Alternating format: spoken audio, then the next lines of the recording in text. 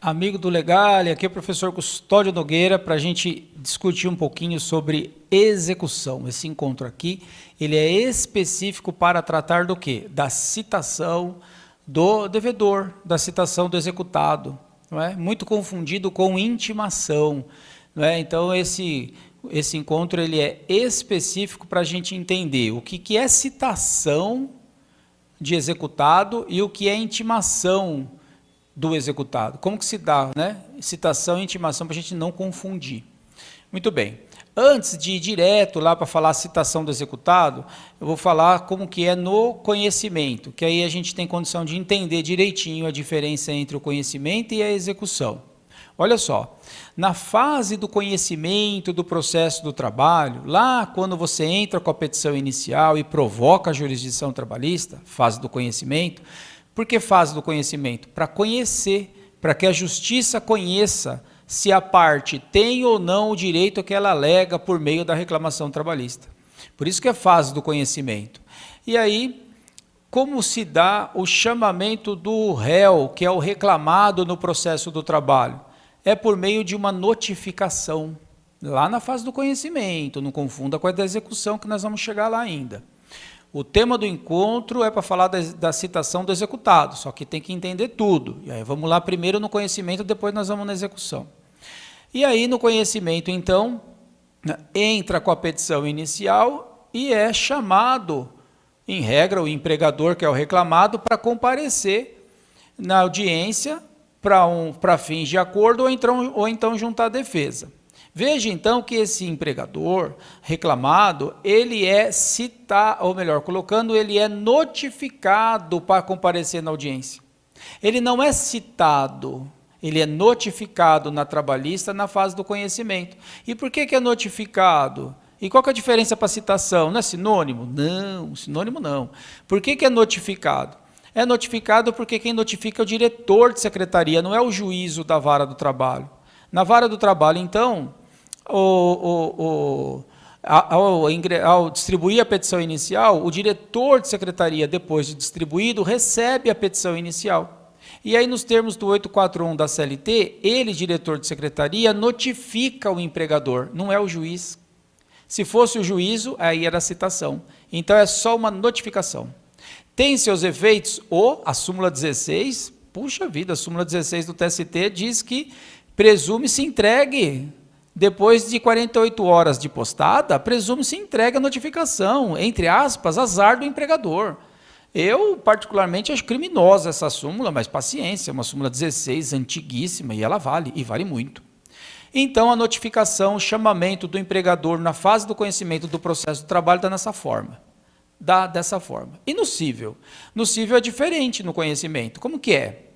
No cível, o réu no cível, ele é citado, que pode ser até por carta, ou então por oficial de justiça, mas ele é citado. Por que ele é citado e não notificado? Porque é o juiz cível, juízo cível, quem manda citar. O diretor de secretaria trabalhista não manda citar porque ele não é juiz, ele notifica. Então, essa é a diferença do conhecimento entre o cível e o trabalhista. Não estou dizendo que um é melhor nem que o outro é melhor, apenas tão somente para você enxergar. E na execução, depois que o processo andou todas as instâncias ou não, né? O processo foi aí andando na Justiça do Trabalho, transitou em julgado, volta para a vara de origem e começa a execução. Começa a execução, vai ter lá a fase de liquidação de sentença, até chegar na sentença de liquidação, vai ter a impugnação da sentença de liquidação, depois que as partes impugnaram ou não, mas a sentença de liquidação está lá, aí vem o próximo passo. Qual é o próximo passo? O chamamento do executado para pagar. Todas essas fases que eu citei agora, na execução, liquidação, formas de liquidação, como se dá a liquidação da sentença e a impugnação da sentença, tudo isso aí eu tenho cursos específicos aqui na Faculdade Legal, como, por exemplo, este daqui. Uns mais longos, outros nem tanto, enfim, cada um atendendo a necessidade temática. Muito bem, tudo voltado para a execução. E aí? Aí o que nós temos aí de interessante dentro agora, então, do chamamento do devedor, do executado, que em regra é o empregador, né? Executado, para pagar. Como se dá isso? Aí, de novo, é diferente entre o cível e a trabalhista. Como que é na trabalhista a execução para chamar o devedor para pagar? Como que chama o executado para pagar na trabalhista? Citação. A execução trabalhista manda citar o devedor, que em regra é o empregador, para ele pagar. E essa citação é por oficial de justiça na execução trabalhista. E no cível? No cível não é citação, no cível é intimação. Intima o advogado do executado, para que o advogado do executado tome ciência de que ele, advogado do executado, tem que chamar o executado lá para ele pagar. Tá intimado para fazer isso, o advogado. Então, no cível, se intima o advogado do executado para fazer o pagamento. Na trabalhista, cita o próprio devedor, pessoalmente, lá na empresa, lá onde está o endereço dele, por oficial de justiça. E aí não é carta, não, é por oficial de justiça. Olha aí que diferença interessante, né? Portanto, a CLT não é omissa. A CLT tem o procedimento dela próprio. Aí, de repente, você já tem mais experiência, você pode falar assim: mas eu canso de ver o juízo cível aplicando o CPC. Vai fazer o quê? É a vida como ela é, né? É o direito. Quando que deveria ser aplicado o CPC? Quando a CLT fosse omissa. A CLT é omissa? Não, e eu já vou mostrar o material. Não é? Então, por que não obedece a CLT? Então, também é uma pergunta que eu tenho interessante, né? Para a gente fazer para um juízo trabalhista que não obedece a CLT e manda intimar o advogado do executado, afastando a CLT. E a CLT não é omissa, né? Mas e aí? Aí, meu amigo, vida que segue, a vida é assim. Bora lá, vou te mostrar o material agora. No começo, eu sempre trago aí os meus contatos, né, possibilitando aí a gente manter um outro contato fora aqui o curso. Está aí, né? Concluída a fase de liquidação, então nós vamos começar a execução definitiva. E já estabeleço a diferença entre a CLT e o CPC. A CLT no artigo, como está aqui no material 880, está dizendo aí, requerida a execução, o juiz mandará, na trabalhista CLT, expedir mandado de citação do executado. Está vendo? É o juiz que manda, por isso que é citação, né?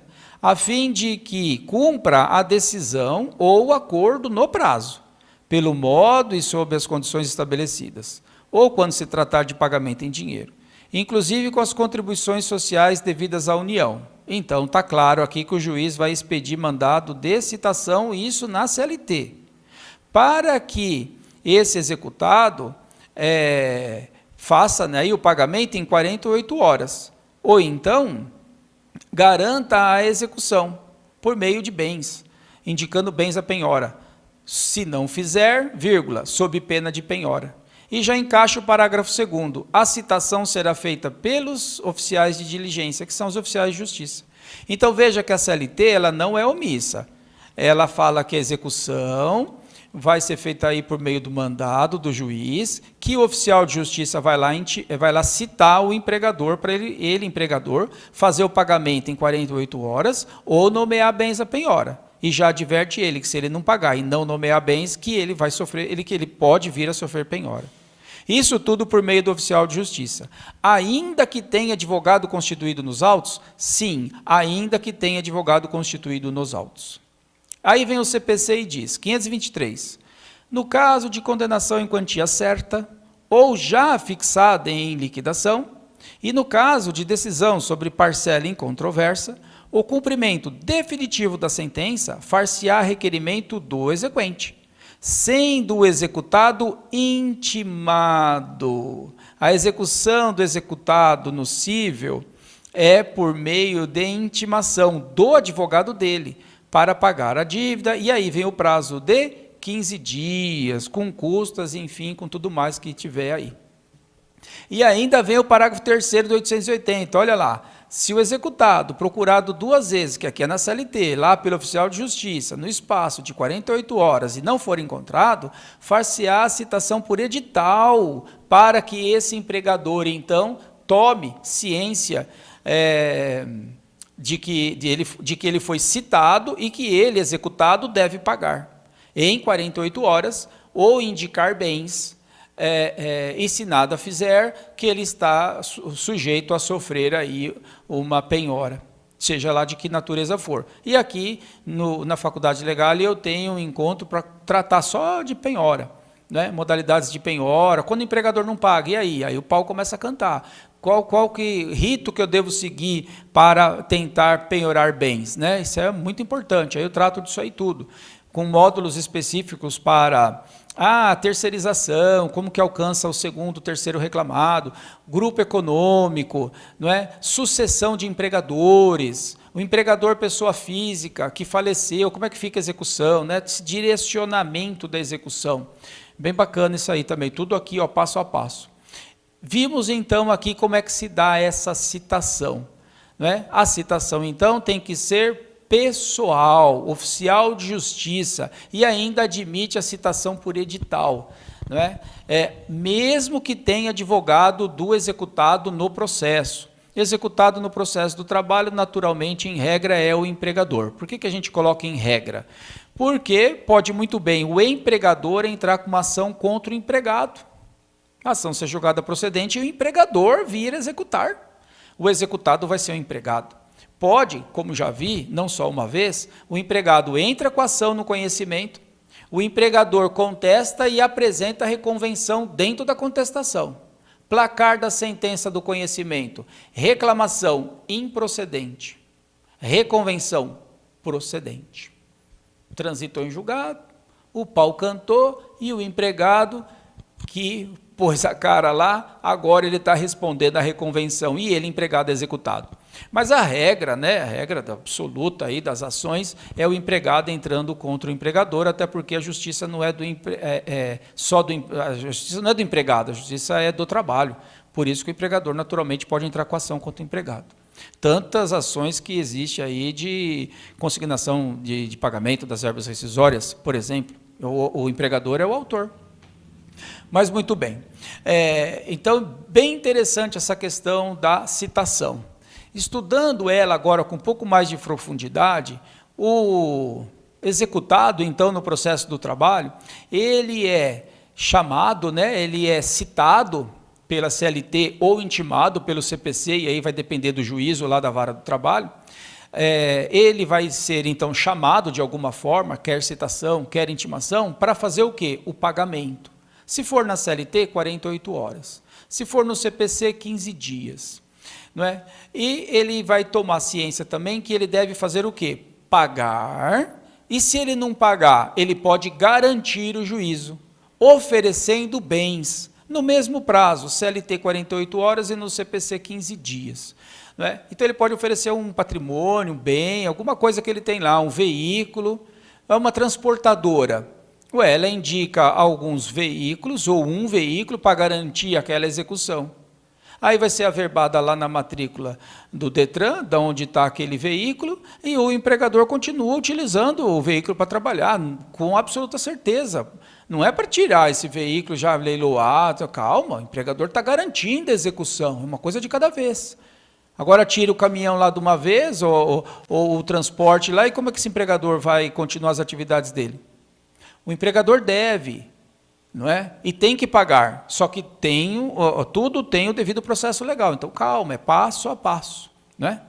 O oficial de justiça não vai acompanhado do reclamante, e o reclamante com uma faca lá, para eu vim citar, já quero levar em 48 horas, eu vou ficar aqui na porta esperando você pagar. Não é assim. Não é? Então, tem o devido processo legal. O que tem de novidade pela reforma trabalhista é um negócio bastante interessante, que é a possibilidade do empregador, ao ser citado ou intimado para fazer o pagamento, que esse empregador, se não fizer o pagamento, ele pode garantir, não é, a execução. Como eu acabei de citar um exemplo, pode indicar um bem à penhora.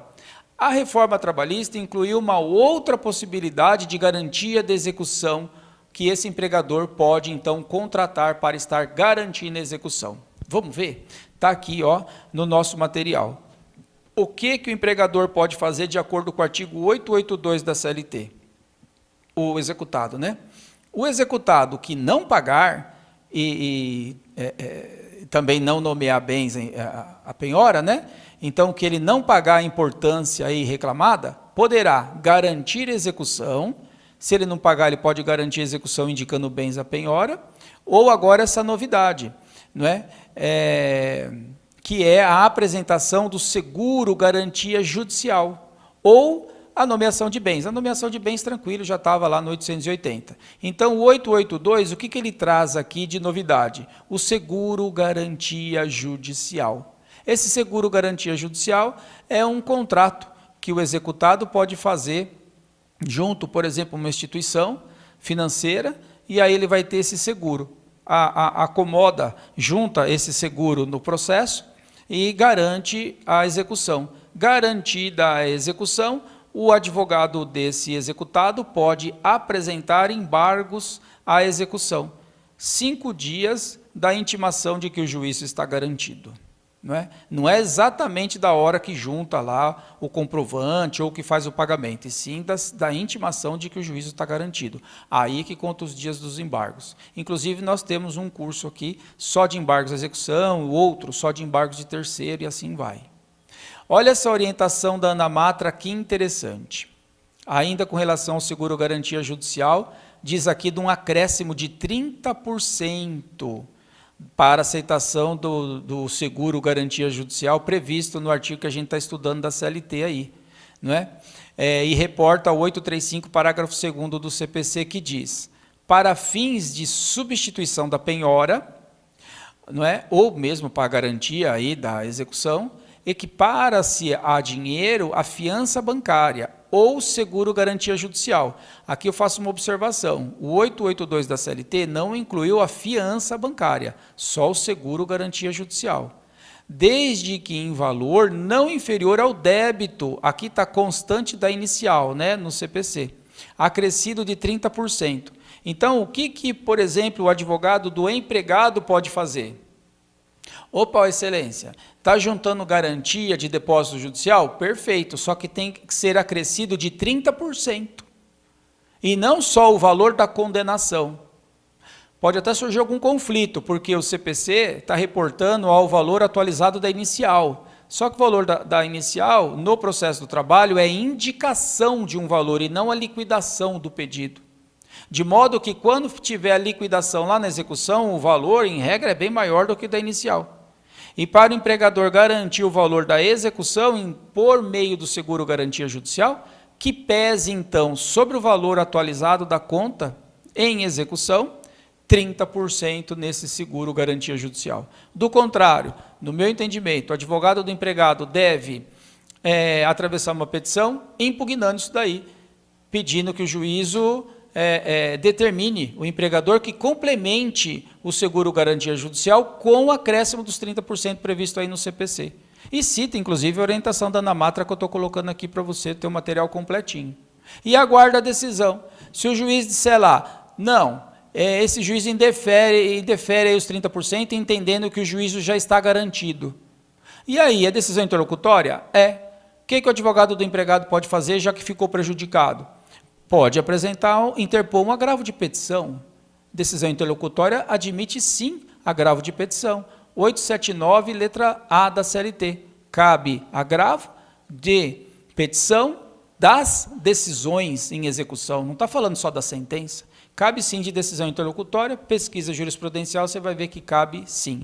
E se for o empregador que, naturalmente, juntou um seguro garantia judicial só do valor da execução?